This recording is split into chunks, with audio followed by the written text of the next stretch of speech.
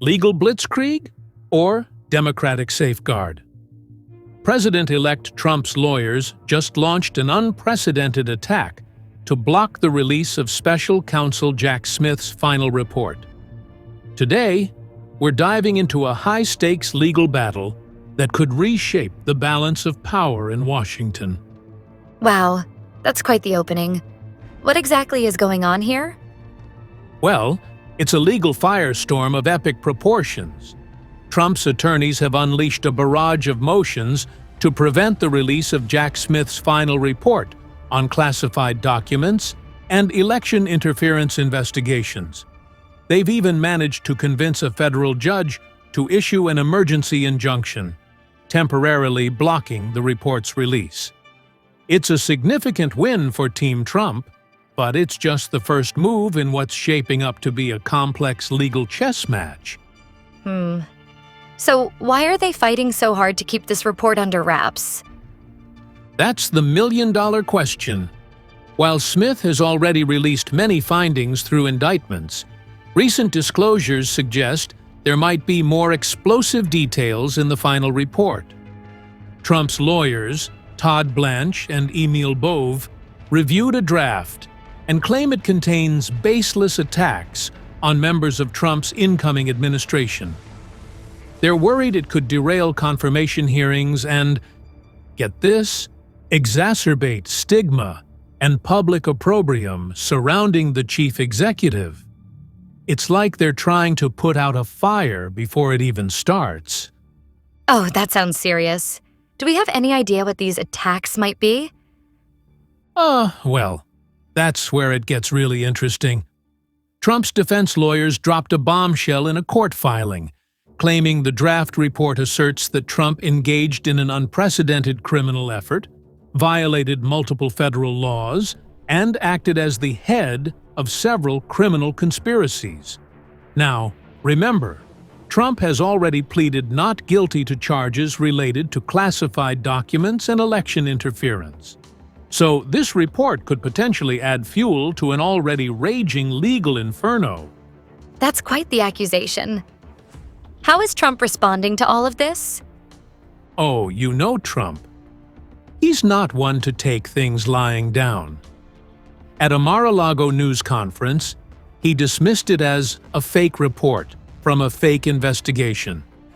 His lawyers have gone even further, calling it a partisan weapon and a lawless political stunt.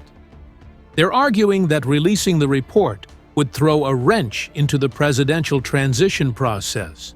It's like they're trying to walk a tightrope between transparency and maintaining a smooth transfer of power. So, what's the legal basis for their argument?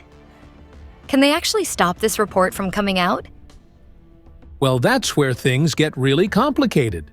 You see, special counsels are required by Justice Department regulations to prepare these confidential reports at the end of their investigations. Normally, it's up to the Attorney General to decide whether to make them public. But here's the kicker. Trump's team is arguing that because he's about to become president again, releasing the report would violate the DOJ policy against prosecuting sitting presidents. It's a legal catch-22 that's really pushing the boundaries of executive privilege. Fascinating. Are there any precedents for this kind of situation? You know, that's a great question. We're in somewhat uncharted territory here.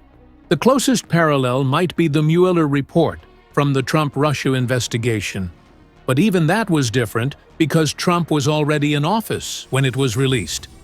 This case is really testing the limits of how special counsel investigations operate, especially when they involve incoming presidents. It could set some major legal precedents moving forward. I see. And what about the other players in this drama? Are Trump's allies getting involved? Oh, absolutely. It's not just Trump in the spotlight here. His former co-defendants in the classified documents case, Walt Nauta and Carlos de Oliveira, are also fighting tooth and nail to keep this report under wraps. They're arguing that releasing it would make it impossible for them to get a fair trial. Their lawyers have gone as far as calling Smith a rogue actor with a personal and political vendetta. It's some pretty inflammatory language that really ratchets up the tension in this case. Wow, that's some strong rhetoric. How might this affect public perception of the case? Well, that's the million-dollar question, isn't it? The language being used on both sides is incredibly charged. Trump's team is painting this as a witch hunt, while Smith's supporters argue it's about accountability and transparency. It's like a high-stakes PR battle playing out alongside the legal one. And let's not forget the role of social media in all this. There's an interesting subplot involving the platform X, formerly Twitter, and its owner Elon Musk, who's now one of Trump's biggest supporters. It's a reminder of how intertwined tech, media, and politics have become in shaping public opinion. That's a lot to unpack. So what happens next? What should we be watching for? Well, right now we're in a bit of a holding pattern. Smith's team is finalizing the report, and ultimately, it'll be up to Attorney General Merrick Garland to decide what, if anything, gets released to the public. But here's what to keep an eye on. First, watch for any decisions from Garland. That'll be crucial. Second, look out for more legal maneuvers from Trump's team. They've shown they're willing to pull out all the stops, so we might see more emergency motions or appeals. And third, pay attention to any leaks or partial disclosures of the report's contents. Even unofficial information could shape the narrative in a big way. Sounds like we're in for quite a ride. Any final thoughts on the broader implications of all this?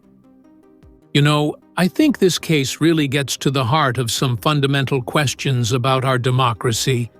It's testing the limits of executive privilege, the role of special counsels, and how we balance transparency with the need for a smooth transition of power. It's also a stark reminder of how polarized our political landscape has become. As we wrap up, I'd encourage our listeners to stay informed, think critically about the information they're receiving, and remember that the health of our democracy depends on an engaged and well-informed citizenry.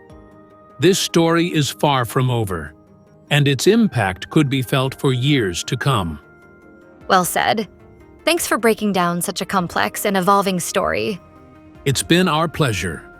Until next time, keep your eyes on the headlines and your mind open to new perspectives.